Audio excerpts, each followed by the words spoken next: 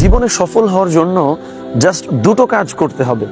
এক নম্বরে হচ্ছে আপনার অজুহাত নামক হাতটা কেটে ফেলতে হবে, অর্থাৎ অজুহাত দেওয়া যাবে না কোনো কাজের ক্ষেত্রেই না।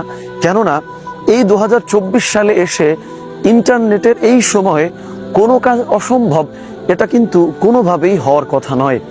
দুই নম্বরে হচ্ছে মানুষকে খুশি করা বাদ দিয়ে জাস্ট 5টা সত্তাকে খুশি করার চেষ্টা করতে হবে।